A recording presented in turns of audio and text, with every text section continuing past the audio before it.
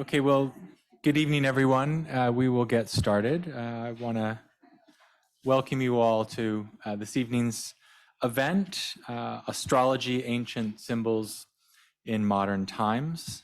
My name is Matthew Engelke. I'm the director of the Institute for Religion, Culture, and Public Life here at Columbia University. And I'd like to thank, right off the bat, our co-sponsors for this event, including the Society of Fellows and Heyman Center in the Humanities, where we are convening in person right now, as well as the Department of Religion and the Department of Anthropology. So thanks very much to those co-sponsors. This is the last event in our Magic series. This is a series that we have been running over the past 2 academic years.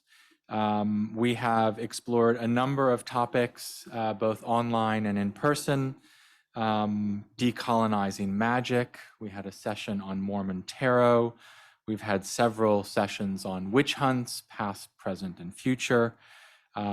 We had the witch and ecofeminist Starhawk come speak to us about magical thinking. We have had a talk by a historian on conjuring in the antebellum South.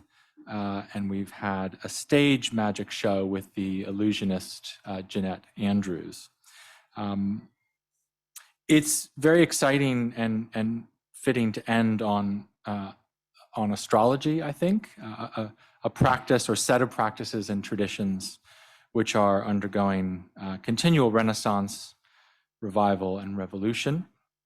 And it's especially meaningful for me to be able to host someone I've known for many years who is going to be moderating this evening, Omri Elisha. Omri is an associate professor of anthropology at Queens College and the Graduate Center here at the City University of New York. He received his PhD in anthropology in 2005 from NYU, and he is the author of numerous articles, my favorite title being my favorite one, or at least my favorite title,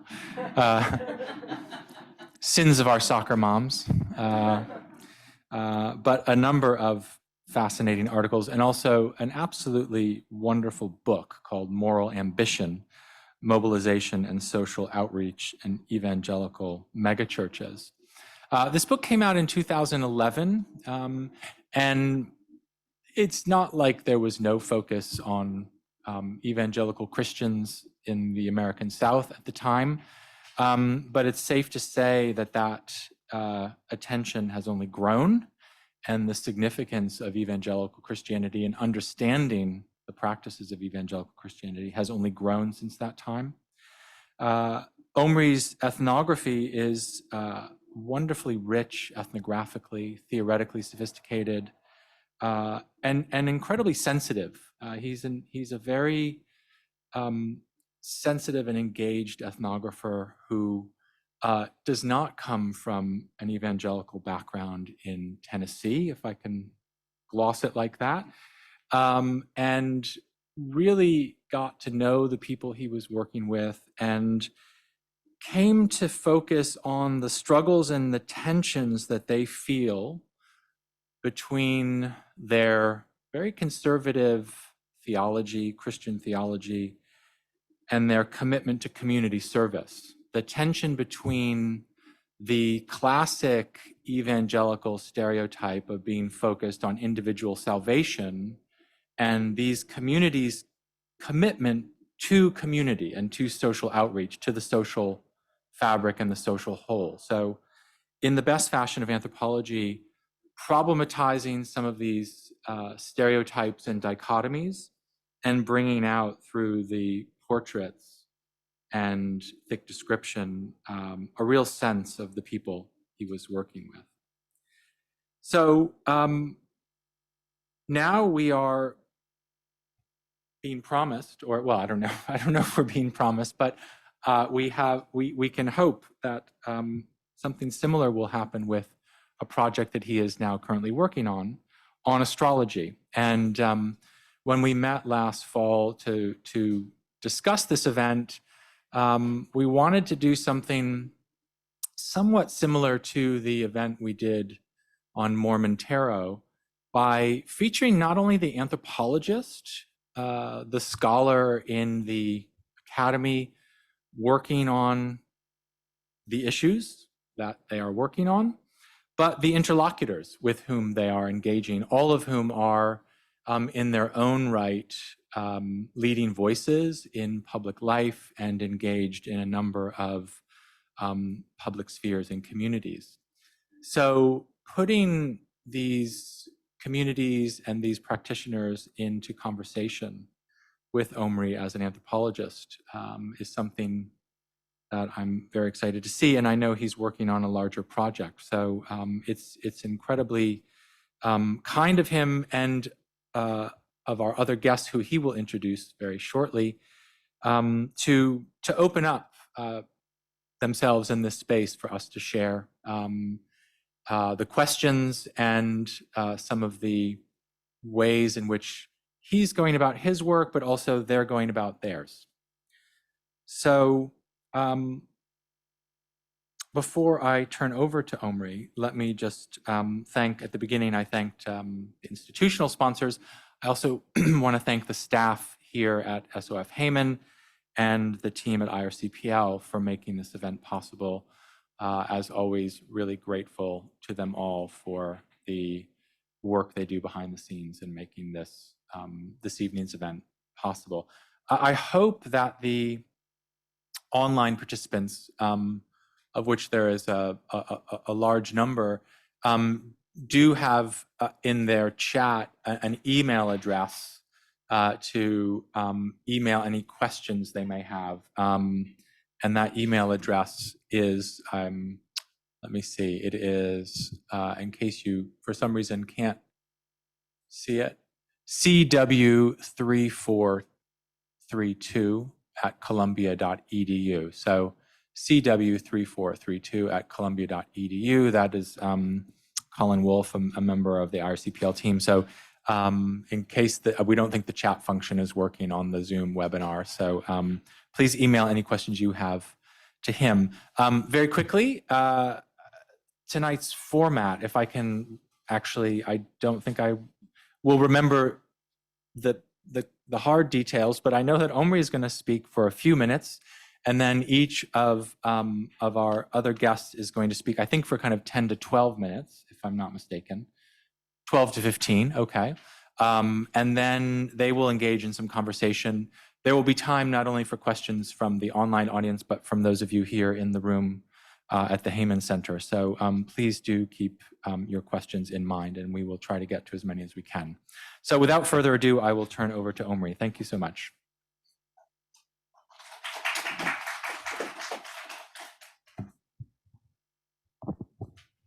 Thank you, Matthew. Thank you to the Institute and all the co-sponsors that have helped to make this happen.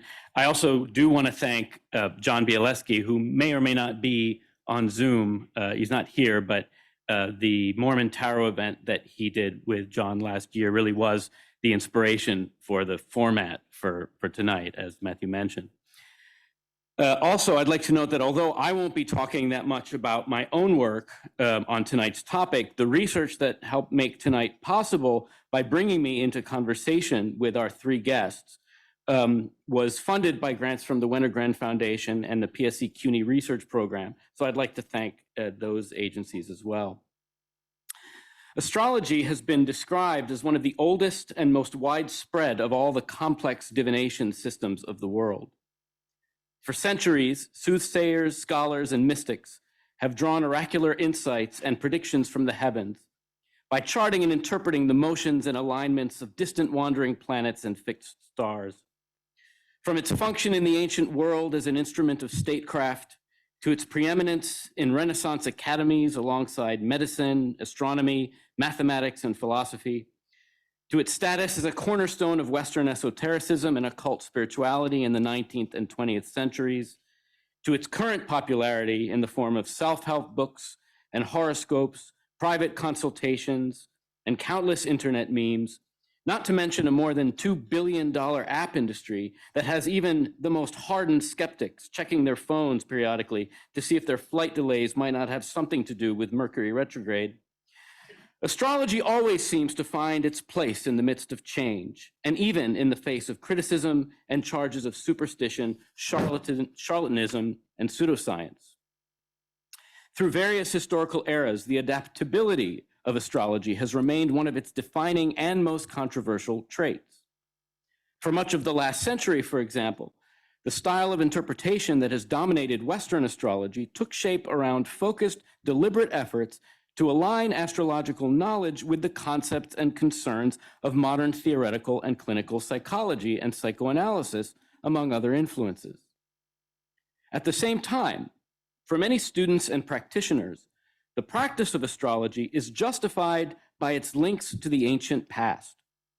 The astrologer's toolkit includes techniques and symbols dating back as far as Mesopotamia and Alexandria, and draws from a rich archive of Greco-Roman as well as Vedic, Islamic, and Hermetic sources and texts, many of which have appeared in new editions and recent translations, sparking a major revival of so-called traditional astrology over the past 3 decades.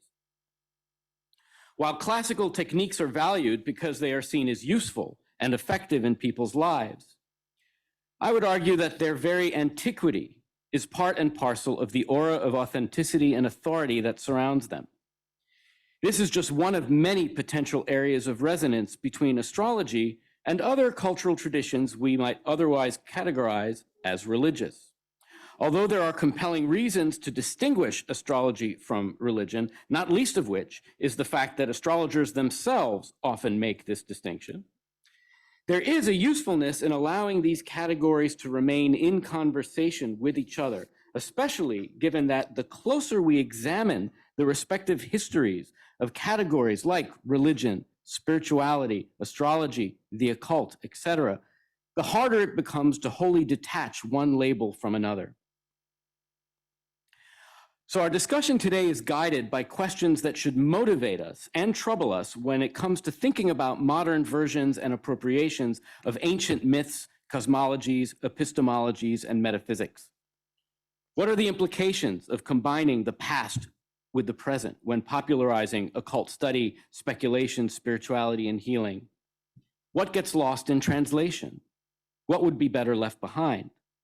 How do ancient systems speak to contemporary social ethics and values? And where lie the cultural and ideological fault lines? How do we recognize the universal currency of astrology through the ages, or any textualist tradition for that matter, while also questioning the limits of universalistic truth claims? When Matthew and I first talked about the idea for this event, a small number of astrologers immediately came to my mind, and I'm delighted to say that our 3 esteemed guests today, Leisa Schaim, Sam Reynolds, and Diana Rose Harper, were at the top of my list. If you're familiar with the astrology community as it is known, especially on social media, there's a good chance you know these names, and you already know how intellectually engaging and insightful they are. If not, you're certainly in for a treat. I'm going to introduce each speaker prior to their presentation. They will each speak for about 15 minutes. At the end, we'll have some further discussion as a panel before opening the floor up for questions. But before I turn the floor over to our speakers, I'd like to offer a few brief clarifications and caveats. First, a word about scope. The work represented in today's discussion falls generally, and I think I can speak for the panel, but they can correct me if not, falls generally under the umbrella of Western astrology, by which I refer to a tradition of horoscopic astrology that has held sway in most of Europe and North America for the last century and a half or more. We recognize, of course, that this is a loaded term, historically and politically, and that, like all umbrella categories, it should therefore remain open to problematization and critique. We also recognize that there are other equally important and influential lineages, including Indian Vedic astrology and Chinese astrology. While it would have been exciting to put together a more widely representative panel covering the many diverse schools of astrology, the truth is that any effort to do so within the limits and time constraints of an event like this would have inevitably ended in failure and potentially misrepresentation.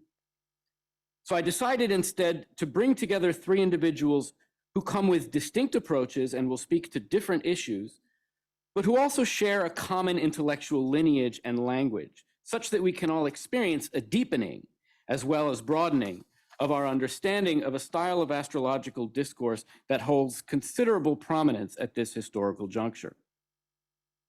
Secondly, and this should go without saying, while we do look forward to a lively Q&A, tonight is an invitation to listen, first and foremost. If you're the type of person who can't talk about astrology without attempting to dismiss, disprove, disparage, or condemn astrology, you might want to take this opportunity to assume, shall we say, a more ethnographic stance. By the same token, tonight is not simply about championing the merits of astrology or proving its empirical accuracy, though I'm sure our guests will make eloquent cases for the value of their craft, and we welcome them. The impetus for our conversation is, ironically, an anthropological one. I say ironic because you'll mainly be hearing from the astrologers in the room and not the anthropologists. But this, to me, is what makes this format so exciting. We are, at this moment, partners in the production of knowledge. And so I hope you will all join me in approaching this dialogue in the spirit of mutual respect and curiosity with which it was conceived. I have enormous respect for these three presenters, and I'm incredibly grateful for their trust and willingness to speak about their work in such a novel context. And so now, without further ado, allow me to introduce the first of our speakers. Leisa Schaim is a consulting astrologer based in Denver, Colorado, whose work represents a blending of modern Western and Hellenistic techniques based on nearly 20 years of study. Her background includes graduate work in religious studies at the University of Colorado, as well as time spent living in Buddhist meditation centers. Leisa has a distinguished track record of leadership in the astrological community, including serving as the presiding officer of the Association for Astrological Networking and as a board member of the Association for Young Astrologers. Like all three of our presenters, she is a frequent lecturer at international astrology conferences and workshops. Fans of astro podcasting will also know Leisa as a frequent contributor to the Astrology podcast hosted by Chris Brennan and as co-host of their monthly Auspicious Elections podcast. To learn more about Leisa or to book a consultation, check out her website at leisaschaim.com. And at the end of tonight, we'll put up the various websites of our speakers. So take it away, Leisa. Thank you. And thank you for hosting this event, everyone. Let me share my screen here. Okay, can you see that? Perfect. Okay, so I'm going to attempt to talk about fate and astrology within 12 to 15 minutes today. It's kind of a challenge. So as we start, I want people to think about this statement. People who experience events that are clearly outside their control tend to be aware of the role of luck in life, and people who easily find success often assume personal efforts as their main or even sole cause. When discussing fate and free will, it's important to remember the entire spectrum of life's possibilities. And this is something that's been very important to me in my astrological studies and experience. People often jump to when fate and free will comes up. Oftentimes people kind of have a knee-jerk reaction, and they also often associate it firstly with their own life. So I just want you to think about the broad spectrum of what people and human beings experience in life as we go through this topic today. Okay, so the astrological premise. The basic astrological premise that underlies any form of astrology is that there's a correlation between movements in the sky and life on Earth. And if that works in any way, if astrology works in any way, it implies some amount of fate. And to put it mildly, the amount of fate is debated. But you know, that's the premise. You can't have astrology working without that. So whether you're using astrology for personality description, a map of one's whole life, i.e. a birth chart, which is the based on the date, time, and place of where you were born. If you're looking at upcoming events in timing, if you're looking at a chart for a business or a marriage, basically anything that has a beginning moment has a birth chart of some sort. So that's the starting point to talk about fate in any way with astrology. It's interesting practicing astrology in contemporary culture and contemporary Western culture, because I feel like the idea of fate is pretty much at odds, more or less, with the predominant secular contemporary culture. And I should say all of those qualifiers together, right? I think the non-secular is a different story. But predominantly speaking, fate is not like very popular these days, I don't think, in the Western world. And that's despite some acceptance of some sociocultural influences. Some people might say, well, of course, there's other shaping forces for individual lives besides their own individual life. But still, fate is kind of a step beyond. And I think that at least in the US in particular, our cultural aim is to be a free, independent individual, unimpeded by other forces. And yet people still seek out astrologers and other forms of divination. So this does seem to imply that the cultural ethos around that is not total. And I just want to ground this brief discussion of fate and astrology today with my personal experience, just to compare a couple different traditions that exist today. So my astrological trajectory, I learned modern psychological astrology first. And that was primarily throughout the 20th century, but especially the latter part of the 20th century, say 60s, 70s onwards. It had its genesis earlier in the 20th century, but that was its heyday. I was then introduced to Hellenistic astrology, which was the form of astrology practiced from approximately the 1st century BCE to the 7th century CE, about 15 years ago. And I will freely admit that my initial preconception was that it must be outdated and not useful anymore because it is old. And, I think that speaks to the myth of not that there is no historical progress, but the myth of automatic or linear historical progress, that it's inherent. In fact, what had happened is some principles and techniques had just been lost, at least in the English-speaking world. They had not been transmitted in the same way that some of the other things had, and it kind of had to circle around fairly recently. So when I say modern psychological astrology, it's from the latter 20th century. Pretty much the premise is the whole chart is you and your psyche, your individual psychological tendencies and drives. It's more free will oriented and more archetypal. So in other words, there's a range of possible meanings for each planetary signifier. And the idea is you kind of strive towards the most constructive use of them.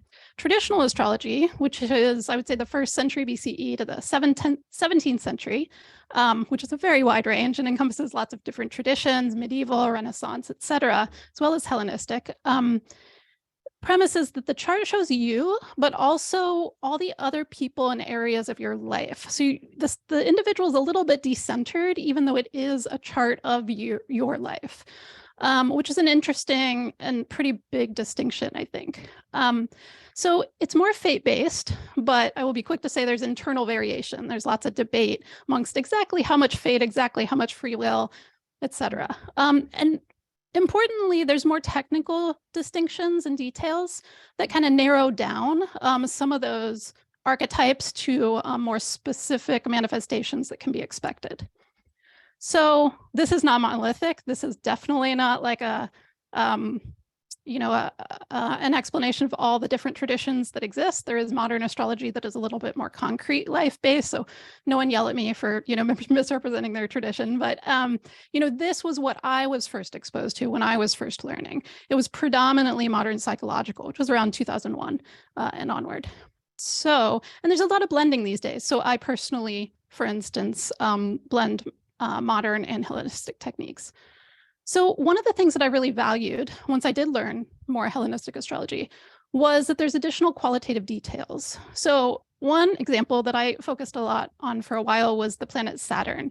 So there's an entire archetype of Saturn that encompasses things like difficulty and loss, but also achievement, hard work, and responsibility. And when it's fully archetypal, the idea was you could just aim for the best of it, and then you wouldn't experience so much difficulty and loss. I immediately had a problem with that as I was learning it, because I was like, that's not how I've seen life go. There's difficulty and loss that's not really related to whether you worked hard or your own responsibility. So I was actually really pleased to learn this distinction because it matched what I had actually seen in my own life and lives around me. So it narrowed the quality. There's a distinction between whether the sun was above the horizon when you were born or below the horizon when you were born. That creates the qualitative distinction of whether you're more likely to get more of the constructive manifestations or the more challenging significations of Saturn in those charts and in those timings. And it shows why some people have more difficult experiences than others, at least with respect to that planet and when it's activated. And conversely, it also goes into different amounts of positive luck that people experience in certain areas of life, or ease, or opportunities granted, things like that. So I loved this when I learned it because I was like, yes, that's what I've been seeing, and it really, that's the thing about learning some of these traditional techniques. It's not really for the sake of, certainly for me, I didn't go, oh, it was old and so it's venerable. I was actually quite the opposite. I was like, nothing to teach me, proven wrong. So yeah, it's just that it matched my own observations of life and my own concerns for, a worldview that acknowledges difficulty in life. That was a concern of mine. Okay, so then it also showed me new timing techniques. Not new, but new to me. One example is zodiacal releasing. It's really fascinating and kind of intricate technique. One of the things you can use it for is career and general life direction. It's not the only thing you can use it for, but just as a for instance right now, what it does is maps the intersection between what you're trying to move towards and circumstance, either hindering it or helping you.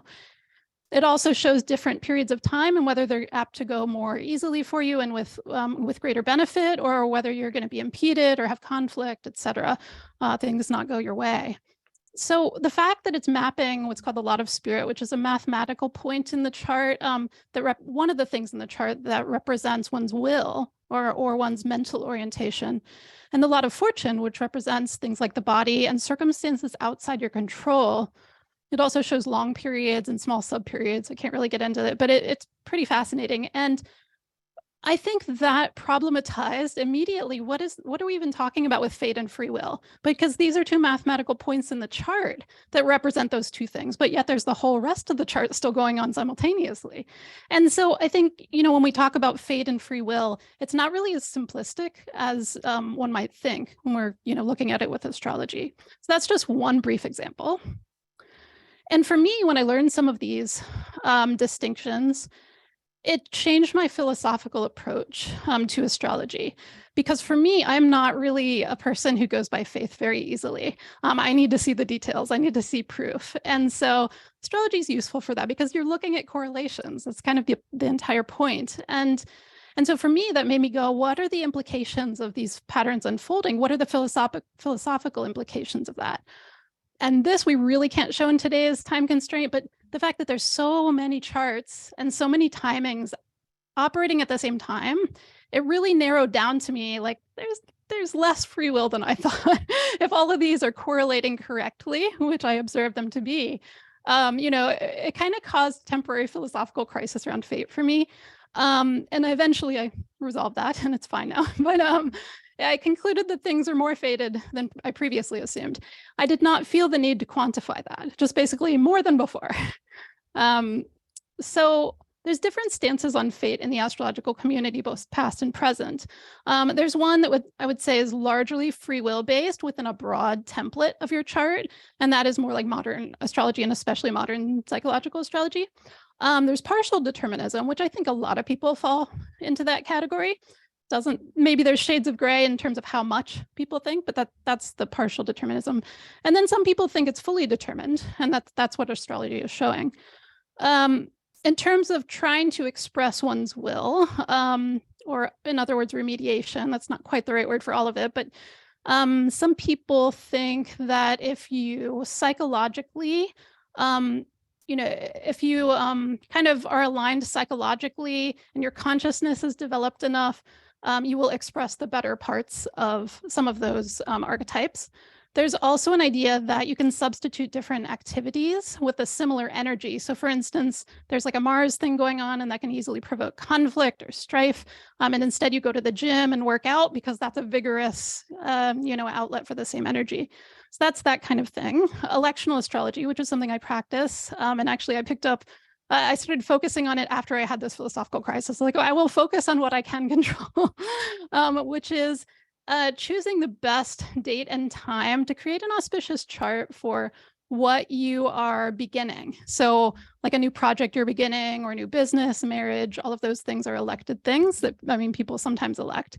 And so it's proactively creating a more positive chart with the idea that it will express the outcomes that you would prefer. Astrological magic, which combines principles of electional astrology with other magical principles and correspondences in order to, commune with what you would prefer to be expressed in your life more. So, I mean, my basic take is it's complicated because, fate isn't necessarily all negative. This is kind of some of what I came to. It can include your internal as well as your external world. It's not simple. It can include your decisions to do things, your personal propensities to approach life in certain ways, your will to strive in certain directions. That can already be baked into the chart. So it's like, if you're expressing that, how do you divide how much of that is fate and how much is free will? It's hard. It doesn't remove need to make decisions, even if you do think things are more fated. One, because you're enacting that, like that's part of what you have to enact. You can't just like sit on your couch. You also, because you don't know for sure what proportion is fated. And I think sometimes even what proportion in any moment is fated, potentially even. And sometimes the specifics of the symbolism can still be surprising, and it can be unclear as to like how fated it was, because astrological symbols, it's a symbolic language, so it includes more than one specific manifestation that can occur. Sometimes it's like, well, was that fated, or was that just a different thing than I was expecting, but still fits the symbolism?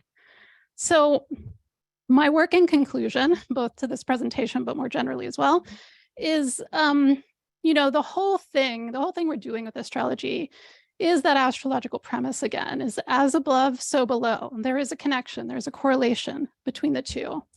And, if you use astrology in your own life for long enough, you can continually see circumstances, actions, events line up with a map of the sky at the moment of your birth in multiple and intricate ways. And I think that, to me anyway, that conveys a sense of awe and potential purposefulness and a deep connection with the universe. It almost becomes more important than exactly what proportion of fate, or free will is being expressed. It's really about experiencing that connection itself. And it's kind of like, if you're reading a novel, or you're creating music or listening to music, the experience itself is the point. It doesn't make it less valuable if things are already written. So thank you.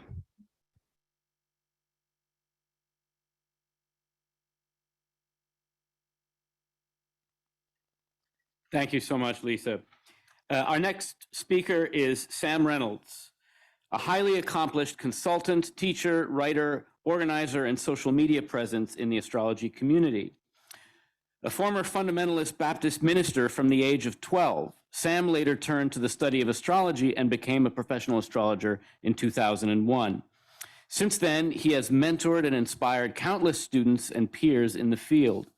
Among other activities, Sam has served on the board of directors of the International Society for Astrological Research, as a faculty member of the International Academy of Astrology, and co-founder of the International Society of Black Astrologers. His writing has appeared in mainstream venues such as New York Magazine and Ebony.com, and you can learn more about Sam Reynolds through his website, unlockastrology.com. Take it away, Sam. All right. Am I okay? I am unmuted. So again, thank you, Omri, and everyone else for having me, and our other two panelists. I'd like to talk to you on the dovetail of what Leisa was talking about, but from a different angle, not so much about fate, but the relationship we have to the unseen and what determines and shapes our perceptions related to those things. And when I say those things, any aspects of how we understand, whether we're talking about the spirit realm or consciousness or the unconscious. So I'll be looking at this briefly through the lens of three periods. The classical period, which includes what Leisa talked about as the Hellenistic through medieval astrology, roughly up to the 17th century, the modern period, 19th and 20th centuries, and then the New Age period, which includes and goes along with the modern period, 19th and 20th centuries, but with a different take based on the rediscoveries of older texts and Eastern traditions. So first, I'd like to give you an image. This is from Chris Brennan's Hellenistic Astrology, the Study of Fate and Fortune, his book. And there are 12 houses. And again, I'm not asking you to know all these 12 houses, but I thought houses could be one visual way by which we talk about aversion, things that we can't see. And there are actually 4 houses that relate to what we can't see from this particular angle, which is called the helm or the ascendant. And here it is again. The key houses that we're going to talk about are the 6th house, the 8th, and the 12th. But the other one that we don't have time to talk about is the 2nd house, and I'll get my spotlight so that you can see that we're not going to talk about. Well, why isn't the 2nd house discussed? Well, that's a different conversation, but we can come to that another time. But what I do want to focus on is how these ideas from different periods of history relate to our ability to see, because they have changed over time. The classical philosophical principles were more divinatory. I mean, I'm not going to read each of these counterpoints or these points because you can read, right? But I will just mention briefly and encapsulate that it was more divination, more about the ancestors and things that were beyond our control, more on the idea of omens from the Babylonian sense of order. And why this is significant is that the Greeks then transformed some of the predecessors, in terms of Babylonian planetary omens, or even from the Egyptians in terms of the Neteru, and gave a geometry to them, a sense of order by how we understand these forces outside of ourselves. So the way by which we were taming nature, or those things that are supernatural, comes from a certain understanding of geometry, which is what Hellenistic astrology kind of brings to its max to that level. And that's really important because it becomes about order and symmetry, and that becomes a foundation. Now, just to kind of give you a sense related to the quote unquote negative or challenging houses, the 6th, the 8th, and the 12th houses, you will notice that they're pretty matter of fact related to how we understand or deal with things in a natural order, or even a cultural perception of order. In terms of galley slaves for the 6th house, hairs, sickness. It's very flat in a sense. 8th house relates to death, things that are deceased, the dowry of the wife. There's a spectrum of things that they relate to. The idea of hemorrhoids, the stone, poisons, things like that, private enemies. And this is more from the classical vision, which again stems from, we could say, Hellenistic astrology all the way to the medieval period. So it's very matter of fact. We could say, if we're going along with what Leisa was talking about, more fate-oriented, more your given circumstances. This changes with the advent of the modern psychological idea of the unconscious. This is very different from the spiritual, the supernatural elements that we were talking about. And just to kind of briefly review that, when I was talking about daemons, ancestral lands, ancestors, and other beings, this becomes more about this greater exploration of things related to the human mind. First, starting off with Mesmer and hypnotism, as he talks about, or they talk about the animal and electromagnetism. And then as we get closer more into the 19th century and going into the 20th, we have the emergence of this thing that we now call the unconscious, and maybe even this collective unconscious. So the unconscious becomes a repository for understanding our hidden urges, repressions, taboos, and other dark things in our culture. The way by which we deal with these things is through therapy. And the unconscious also ties in with advances in science and medicine, and an increased sophistication and awareness of multiple cultures through exploration, that also ties in European imperialism and colonialism. And so that meant a shift in terms of astrology. So we go from the classical idea of more what's outside of us, the things that we can't see, as more of the spirit realm or others or hidden enemies, to things that are more contained within the mind, which is also what Leisa was explaining at the beginning of her presentation, related to how we understand fate. So this idea of what we can see and can't see begins to morph.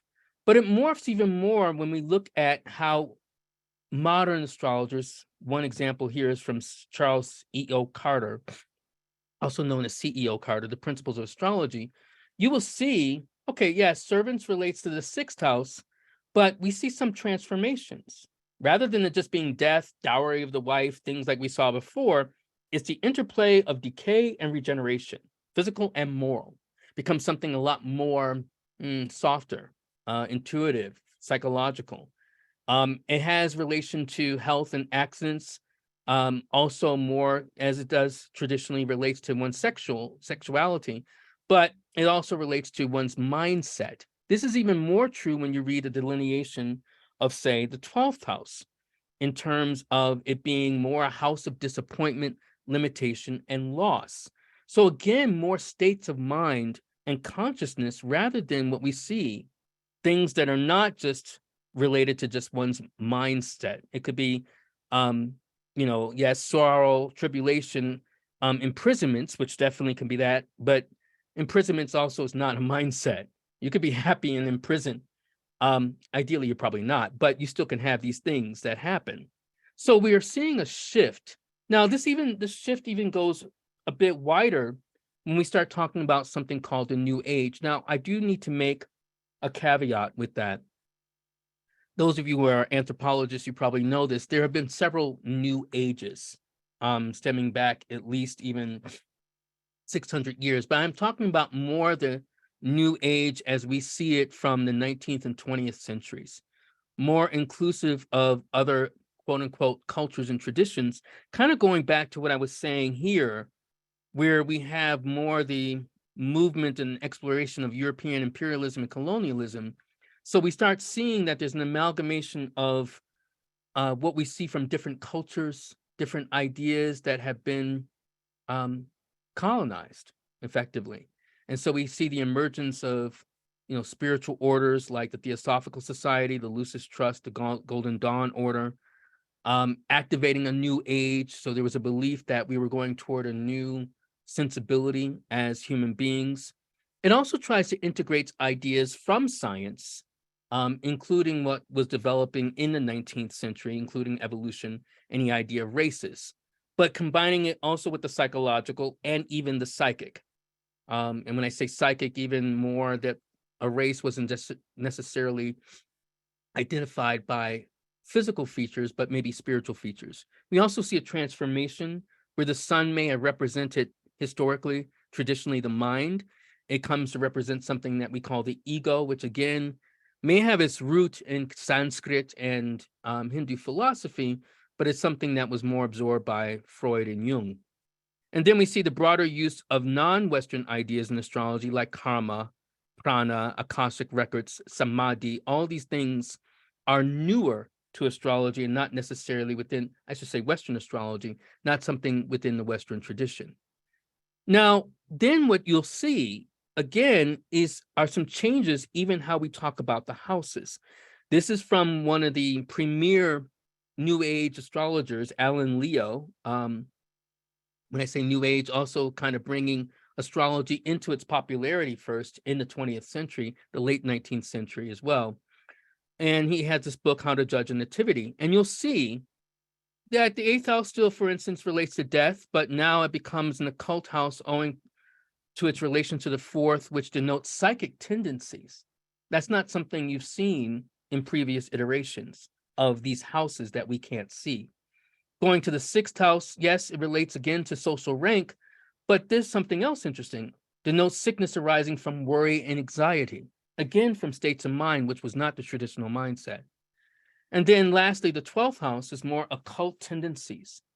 Its connection with the 4th house shows the psychic thought through inheritance from the past, which could also be related to this concept that comes into astrology, which is karma, and the results that either follow as sorrow. So again, there's some psycho-spiritual forces that come more to the fore with this advent of a permutation of astrology with these things that we can't see. So, in conclusion, I want to sum up some of these things because I know I did go pretty fast. I spent time in New York, a good 20 years of my life, so I can speak fast. But to slow things down, I want to say that these 3 identifiable periods of astrology's long history really gives us some perception and perspective on what is the unseen.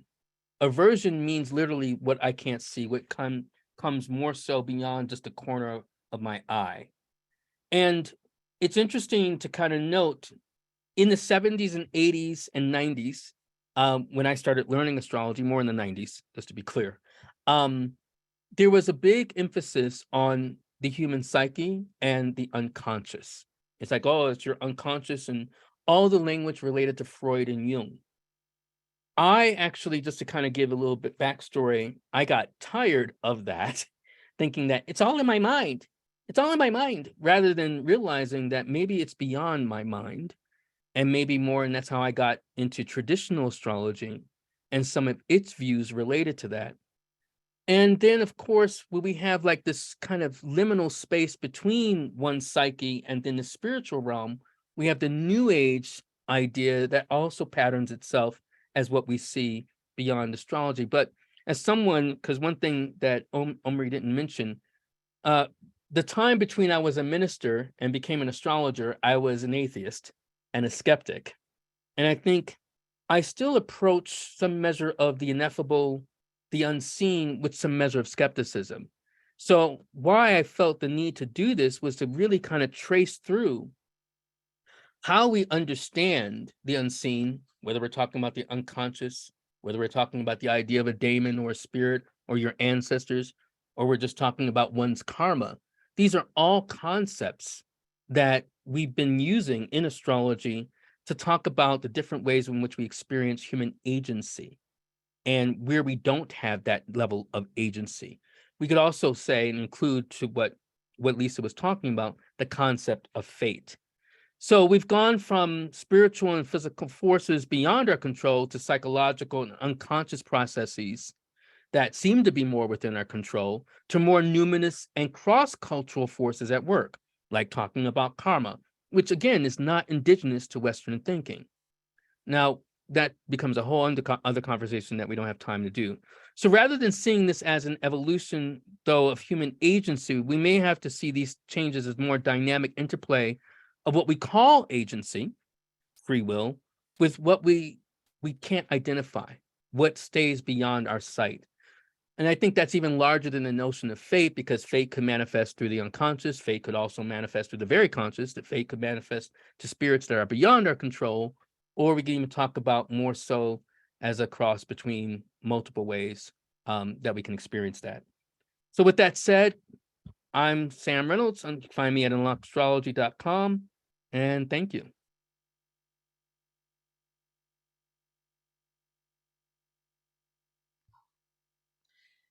Thank you, Sam. Our third speaker is Diana Rose Harper. In addition to her work as a consulting astrologer and conference speaker, Diana is a tarot reader, energy and body worker, writer, and educator. She has appeared as a guest on over a dozen popular podcasts, including the well-known Astrology podcast. Last year, she published a well-received essay for Wired magazine entitled, "How Do You Practice Responsible Astrology?" Her approach to astrology and other healing modalities is described as anti-racist, anti-fascist, queer and trans-affirming, trauma-informed, and intersectionally feminist. And those interested in learning more about her and her services can go to her website, ddamashena.com. We'll put that up later so that you can see how that's spelled. And I'll turn it over to you, Diana. Hello, and thank you for that introduction, and to everyone involved in the organizing of this. Just get my screen shared here. Y'all can see that, yes? Great. So I love how this particular panel has shaped up because I feel like there's a really beautiful symbiosis that's forming between what I want to talk about and what my colleagues just spoke on. One of the things that I find quite interesting is worldview, and how worldview affects our relationships and our relationships to meaning, and how meaning affects our relationships. So that's what I want to talk about with you today. So here we have the glyph, or the astrological symbol for the sun.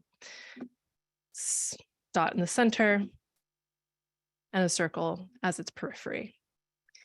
In my experience, most lay people who know just a little bit about astrology will know their sun sign, or at the very least, maybe remember knowing it at some point. Somebody told them at some point. And sun sign astrology became the norm in the early 20th century alongside Alan Leo, who Sam was just speaking about, and in the aftermath of the consequences of the so-called Enlightenment, right? So sun sign astrology became popular when newspapers realized that sun sign-based horoscopes were quite popular with their readers. And the sun sign is the easiest thing for us to know about our chart, because when we're using the tropical zodiac divides the sky based on the solstices and the equinoxes, that is to say, the relationship that the Earth has with the sun.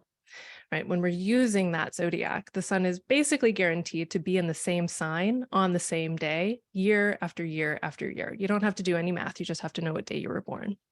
There's a little bit of a wiggle because the Gregorian calendar and the solar calendar don't line up perfectly, but generally speaking, on April the 18th, year after year, the sun's going to be in Aries. So sun sign-based astrology very often is self-focused astrology. The individual at the center of their life, just as the sun is at the center of our solar system. I think it's really interesting to note that sun-focused, self-focused astrology came in the aftermath of the Copernican revolution, which culturally altered the collective perspective of what counts as the center of the cosmos, putting the sun at the center, not just in a scientific level, but in the collective imagination, right? And then that was followed by Cartesian empirical epistemology and the so-called Enlightenment, right? So that's all moving towards a perspective that centers the self and attempts to locate and define the self in isolation. And that perspective is a defining factor of a lot of sun sign astrology. Sun sign astrology also happens to be the most popular astrology out there. That's the astrology that you're seeing on a lot of your memes or like very palatable, but not necessarily nutritious articles and I don't know, all of the different products that exist now. It's like mugs and t-shirts and I don't know, candles with scents that are supposed to match your sun sign, like all of this kind of stuff, right? It's all centered around sun sign astrology. It's all centered around this location and defining of the self in isolation, right? And it's super accessible. Right? Again, you don't have to do math. You don't have to do any level of study to know where your sun lands in the tropical zodiac. I also think that this stuff is popular. This kind of perspective is popular because we exist in a self-centering worldview, right? The paradigm within which most Americans live, at least, that's where I am. Vast majority of my clients are Americans.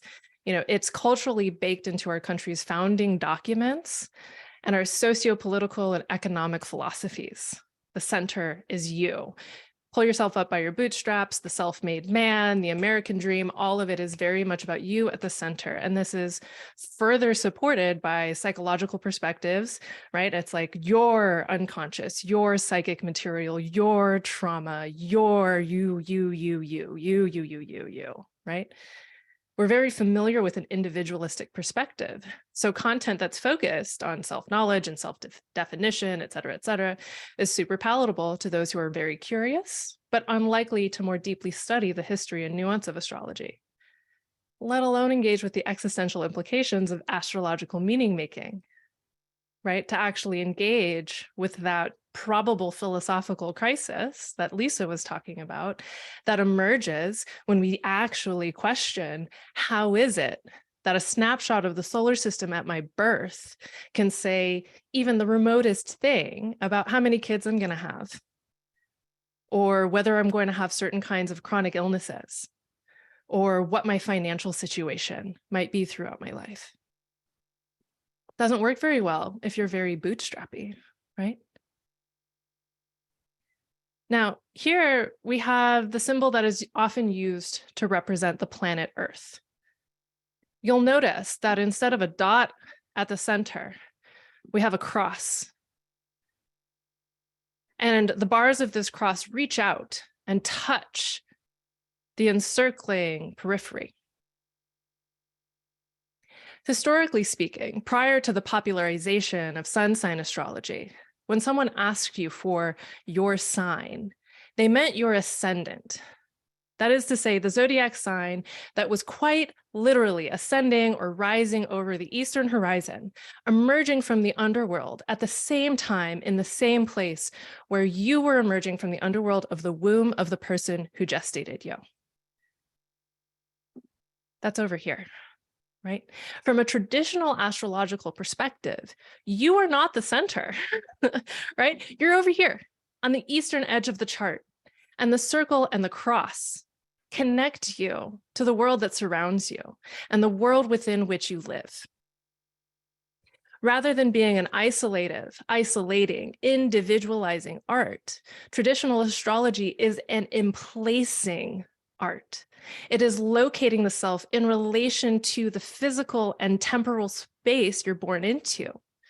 And if we are engaging with timing techniques over time, a continuous reconnection with the temporal and physical spaces you pass through as you live your incarnate life.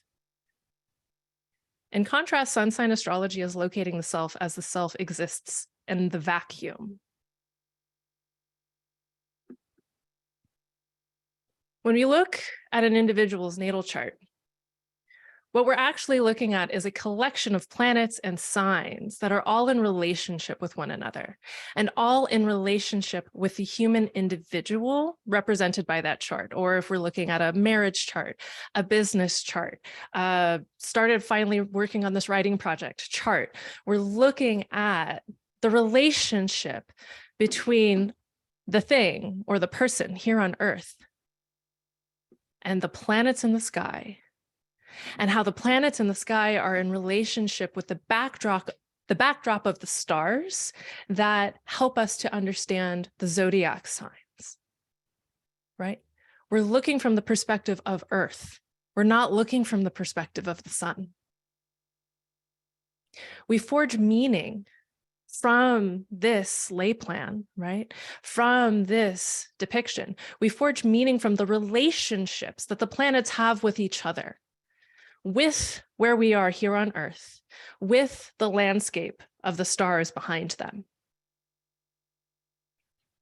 While it may be true that consistently our focus is what that meaning that we're forging, what that means for us as individuals attempting to live our lives as best we can, the entire process is deeply and inherently relational. It's about you, but it's not about you alone.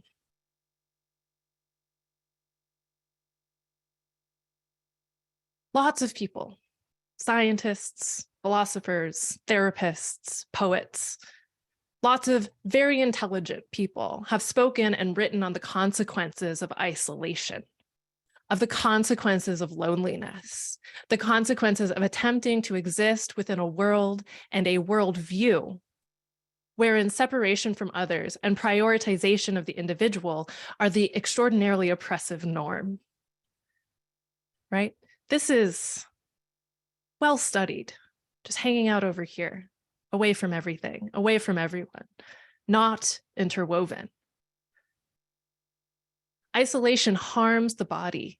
It harms the mind. It harms the psyche. And no amount of DIY self-improvement can make up for the experience of disconnection.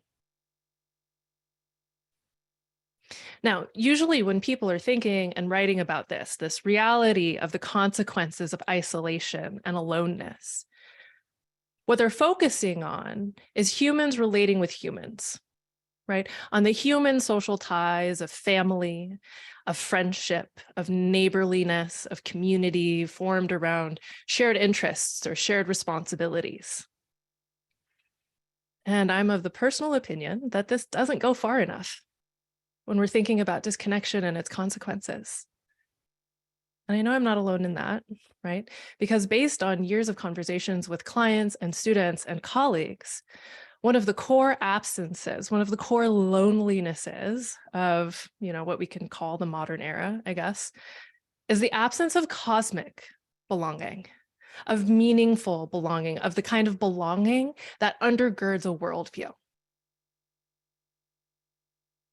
When we revisit traditional astrological perspectives, we're revisiting a worldview that is inclusive of cosmic community, right? Like very many of the traditions that we reach back towards are coming out of social and spiritual contexts that are enchanted, that are filled with other than human beings, right? There are rituals, there are prayers, there are songs, there are activities, there are festivals that are about being in relationship with the cosmos. At its heart, in my perspective, and somebody can argue with me if they really want to, but at its heart, astrology is a form of divination. And divination is a method of conversing with other than human forces. And I mean, at least in my experience, conversations are pretty relational, right? As discomforting as it may be for the post-Enlightenment, supposedly rational, individualistic worldview to accept, understand, and integrate, even the most hyper self-focused versions of astrology derive their meaning from thousands of years of humans relating with the other than human. In other words, astrology can very much be a vehicle for regaining the sense of belonging, cosmic belonging, an inherent relatedness that is factually true. We're all breathing the same air in the same atmosphere. It's factually true that we are interrelated. And astrology can point out that in really strong ways, and then be rendered meaningfully, purposefully, philosophically, psychically, like just other forms of truth through deliberate engagement. Astrology does not ask us to be not an individual. But when we engage with it really well, it can integrate our individuality within a web of relations rather than attempting to find meaning alone in the vacuum of space.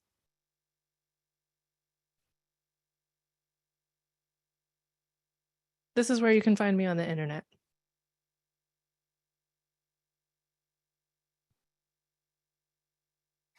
Thank you so much. And Diana, I don't know if you probably can't hear us in this room when my mic was off, but you actually got a couple of amens in the crowd while you were presenting. Great. So before, so I want to thank the three presenters for these wonderful and thoughtful presentations. I also want to thank them for the incredible task of remaining under time. And to put it in context of how difficult that is, especially for those of us in the room who are academics, the average astrology conference, and I'm assuming most of you haven't been to one, but if you have, you know that the average individual presentation at an astrology conference is about an hour long. So I was asking these folks to cut down what they normally do significantly to accommodate the way we do things, which is sort of quick and dirty, and you know, summing things up in 15, 20-minute bursts. So I really appreciate their efforts in doing that, which will give us some more time to talk to them and for them to talk to each other. And that's actually where I'd like to begin. Before opening it up to the floor up to questions, I'd like to give the panelists an opportunity to respond to each other or ask any questions or offer any comments to each other based on the presentations you've given.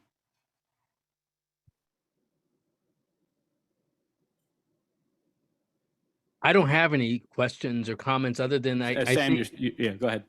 other than I think that Diana's correct that we dovetailed each other pretty nicely and we didn't coordinate that. I mean, I think we did share later what each of us is doing, but no, I think it kind of dovetails that beautifully. Yeah, it's a real honor to be here with the two of you, Leisa and Sam, and also to just I don't know, that like harmonious click is just so satisfying. Beautiful, yeah. Yeah, I loved both of your presentations. And yeah, I love the synergy as well. And I think one of the things that was really kind of running through all of three of our presentations is almost like pointing out the anomaly almost of like, late modern astrology compared to the vast continuity of the entire tradition from the beginning. It actually is, even though we came of age, give or take around the time that that was more popular, it actually was kind of a blip in the timeline of all of astrology, and that worldview is really different. Especially the worldview that switches, the chart is you and everything in your head, like both of you were kind of saying too. The chart is you and your siblings and your parents and your children and your friends and your enemies and your career.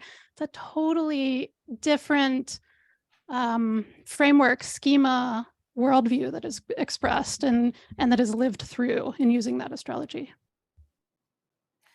So that's actually a great, sorry, did someone want to add something there? Oh, I was just going to say,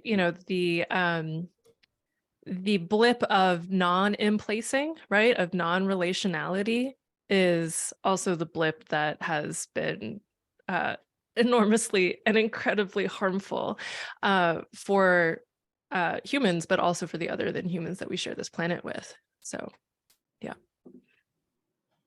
So there are obviously a lot of places where we can start and a lot of threads that we can pick up, but I guess I'm going to try to pick up on a little bit of what Leisa just said, and a thread that I also heard in some of what you all were saying. I mean, earlier I said that we would be here, we'd be speaking in an anthropological voice, and the anthropologists wouldn't be the ones speaking. But I was also drawing on these three astrologers as anthropologists in a way, because among other things, you all do meet with clients and you listen to them. You don't just give them readings. I know from talking with many of you about how you do consultations, that there's a lot of listening involved, and therefore a lot of cultural knowledge that gets transmitted and communicated that you all have. And so you're real, in a lot of ways, experts on the zeitgeist, you might say, and certainly, Diana, you hinted at that. And so I guess maybe I want you to put that hat on for a moment of sort of cultural observers and give us your thoughts. Well, a couple of things. First of all, on why do you think that astrology is so big right now?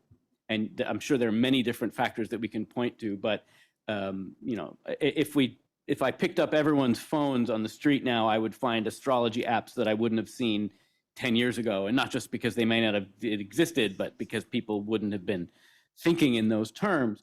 So why you think it's so popular, but also, and this builds a little bit on Sam's presentation, are you getting a sense that the psyche, the unconscious, that way of thinking about things, about thinking of life's problems, is it becoming less prominent in people's lives and being replaced by concerns about either larger material forces or more than human forces that are dictating the course of their lives? Or is it that astrology can offer that other perspective, but people are still very focused on their psychological dynamics and the role of the unconscious in shaping their behavior? What kind of shift do you see taking place?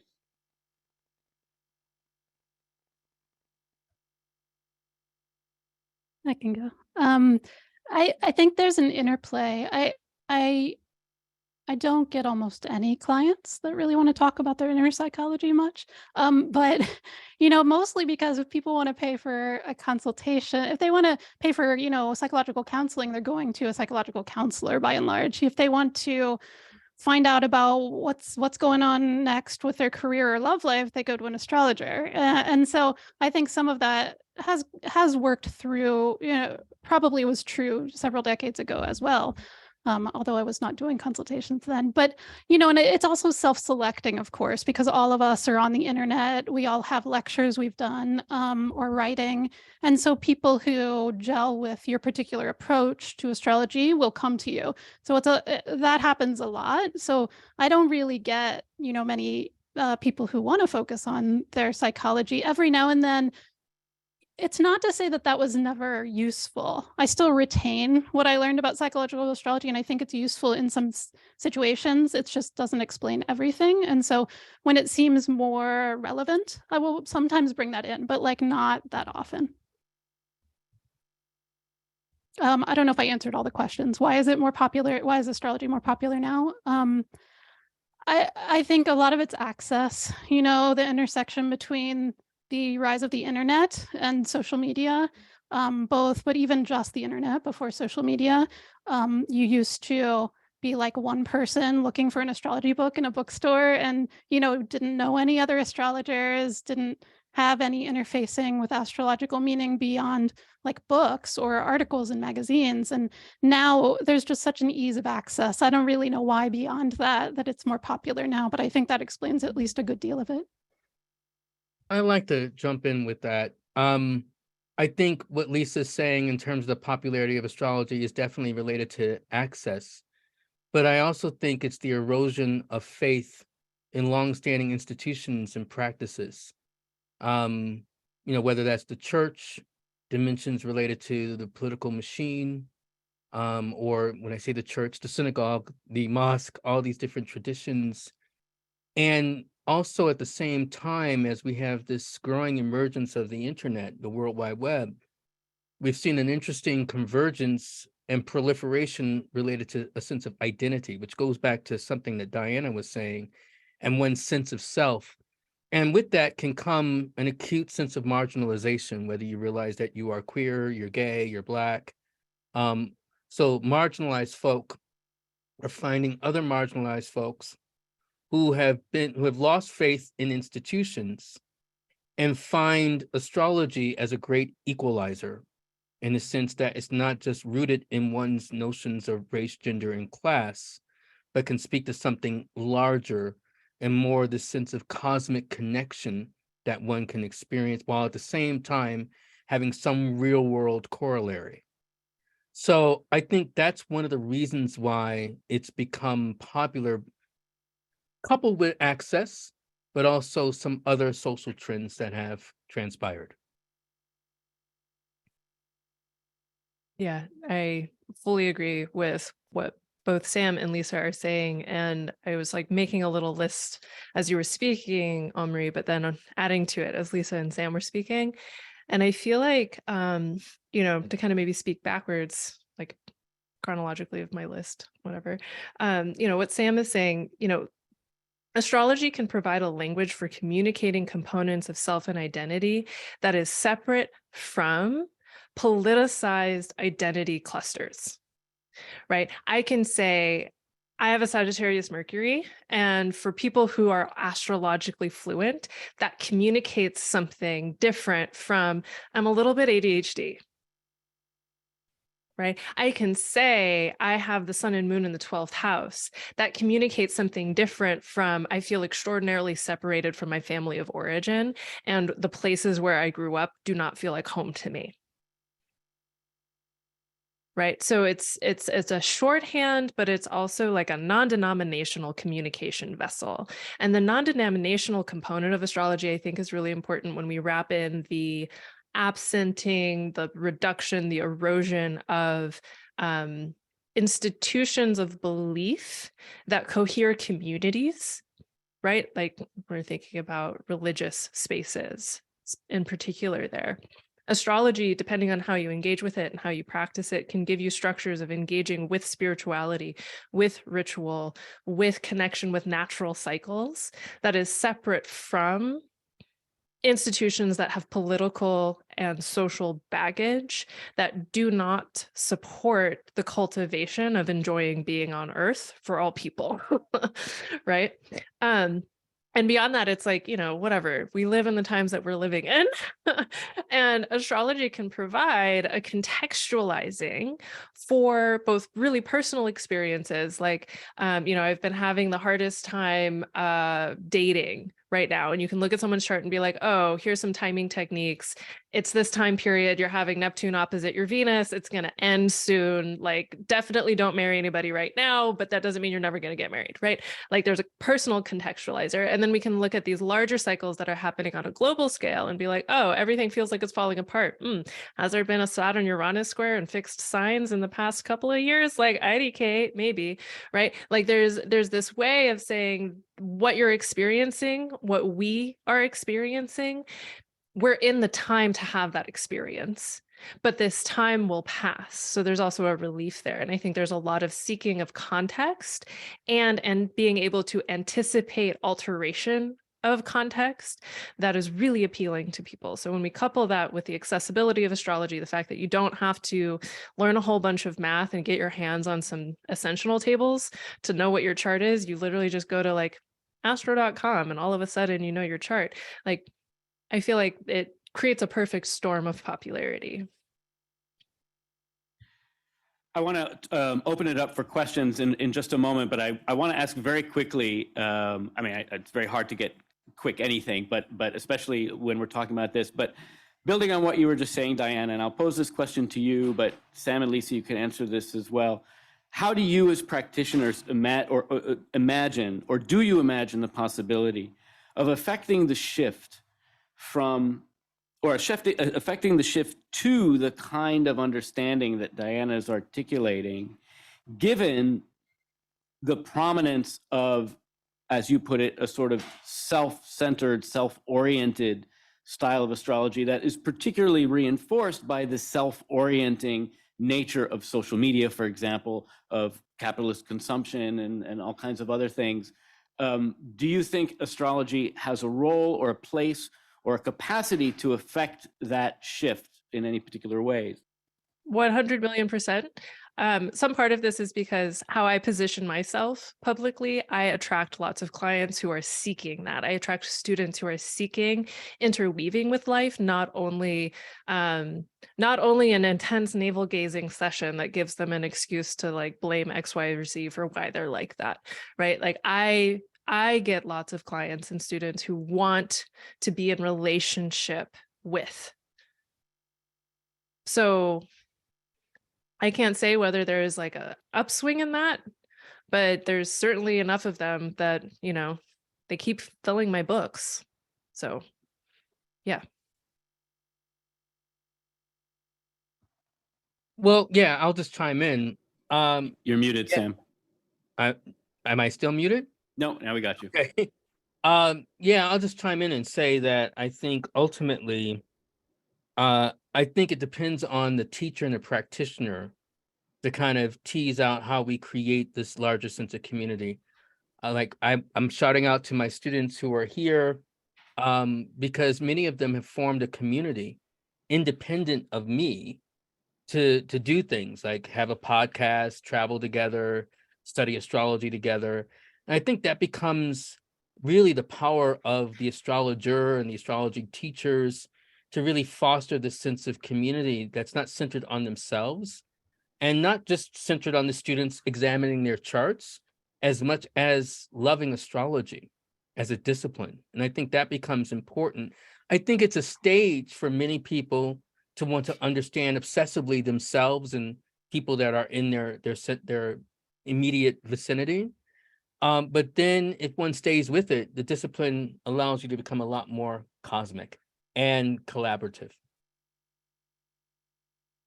Yeah, I would agree. And I think that stage, I think it's kind of, there's a gateway where sometimes when people first get into astrology, they know their sun sign, and then they know some of the other planets in their chart.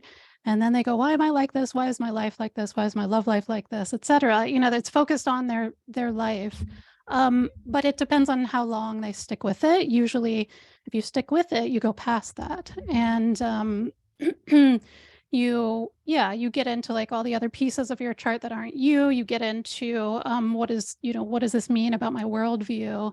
And I think personally, while I agree in some ways about using astrology as a means of connection for people, especially who do not feel good in other means of connection or other predominant worldviews, whether political, religious, etc.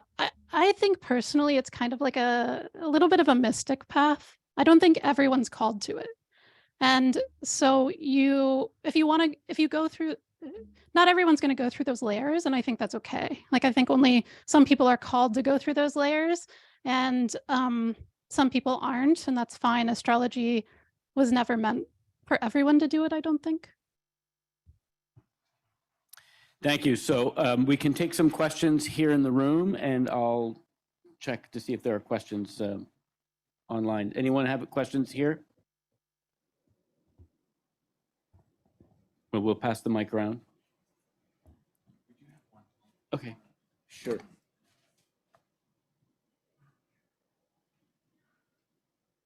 Should I read the whole thing? Sure.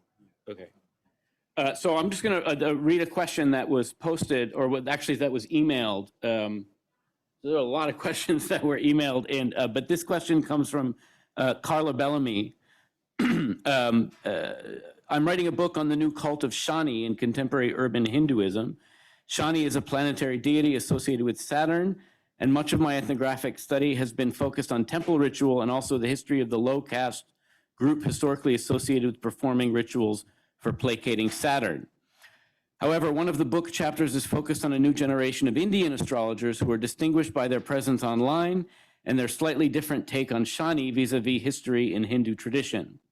So my question is, in your experience, do you see a significant contact between South Asia-based astrologers and astrologers based elsewhere?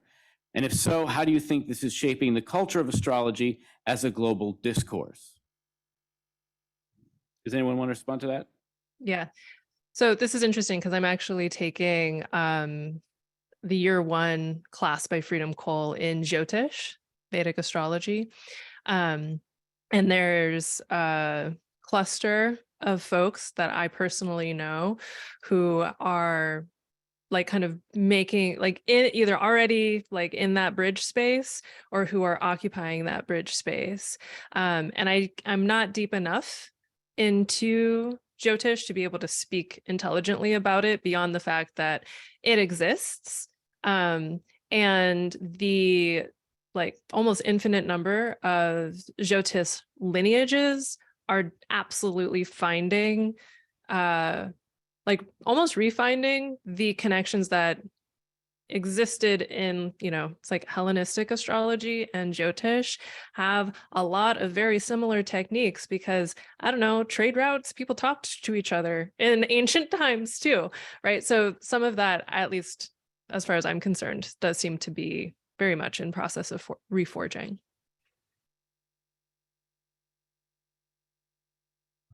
Lisa, did you want to say anything? So, sorry, go ahead, Sam. Okay, well, I have strong feelings on this, and anyone who follows me online knows that I do. I've gotten Jyotish readings specifically from Freedom Cole and from other astrologers, but I think there needs to be an acknowledgement of openness on both sides. And I think, one thing I would say to Jyotish astrologers from India, we've known about your astrology for a very long time, but sometimes Jyotish astrologers seem like, oh no, we have the truth. And it's like, it's not any more true than others. And I think sometimes there isn't this real space. I mean, it seems more influenced by Modi's Hindufa ideas of like what should be true to form related to Indian history and not respecting each other's traditions. And I think that is something that's important, that there's been a Western astrology that has, as Diana mentioned, incorporated some principles related to Vedic astrology, or what we call Vedic astrology. But at the same time, there have been Vedic principles that have absorbed Greek ideas, Hellenistic principles, and that's not openly acknowledged. Yeah, I would agree with that, Sam. And I think there's, in terms of the interplay, there's not a lot compared to what is going on. I mean, I think there's a little bit, but there's not a ton. I would say I've had an interesting number of clients in the past from India who specifically want a Western astrologer and Western astrology to read their chart rather than Indian astrology. And I found that kind of fascinating. It's a little bit of a corollary to what's being asked. because you know what happens when astrology is actually much more of a fabric of the culture, and then what happens to the astrology or practitioners. And I can't super speak to that because I've never lived in India, but I certainly know that it's much more prevalent there. But the some of the clients I've gotten, they're like, they didn't like, for whatever reason, the type of astrology that was being that was being on offer there. And so yeah, it's just like an interesting dynamic.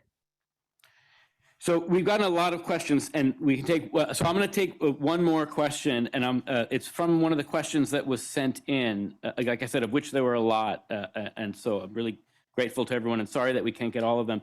I'm actually going to ask this question because I think it's kind of a public service announcement, and I'm going to give whichever one of you wants to take this on the opportunity to respond to it, because I think it's a thorn in the side of astrologers, and I think that you'll all enjoy a chance to respond to it, because it's a very common question that people ask. The way that the question was written was, why don't we use the location of where the planets actually are in space? For example, Saturn is currently in Aquarius rather than Pisces. So does one of you want to explain why it is that there is a difference between the zodiac sign and the particular point in space where it may actually be found? You want me to do it, Sam? Or Go do you wanna ahead, do you it? got it. Okay. So there are a couple of different zodiacs that exist. The tropical zodiac is the one that is primarily used in so-called Western astrology. It is not based on the constellation positions in the sky. It is based on the seasons of the planet Earth relative to the sun. So the Tropic of Cancer and the Tropic of Capricorn, which are locations on the Earth, right? They're lines on the Earth. Whenever we are at one of those, we are experiencing a solstice. And when we are halfway between them, we experience an equinox. And from there, we divide the rest of the ecliptic, that is to say, the path that the sun apparently seems to take from an earthbound perspective, we divide that into 12 slices. The sidereal zodiac, of which there are at least 3 that I am aware of, the calculations are a little bit different, instead prioritize the locations of particular stars in the sky relative to the planet Earth. And they start at a particular star, and then they also create 12 little chunks of sky evenly spaced. Those are a little bit more aligned with the constellations from which we get the names of the zodiac signs. However, if you look at the actual sizes of the constellations, they are not perfectly arranged in cute little 30-degree slices. We get the names from the constellations. We do not get the territories of sky from the constellations. So a huge amount of astrology is understanding that it is a relationship between human meaning making and the movement of planets and et cetera in the sky, but are not, it's not literal. It is meaning making. It's poetic inherently. Can I add to that? So there, Yeah. as Diana's elucidated, there are 3 zodiacs. There's the constellational zodiac and the other 2 that she mentioned. And astrology in its history, has never, ever just relied on the constellational zodiac. It just never happened. So, because again, as Diana mentioned, the constellations are different sizes.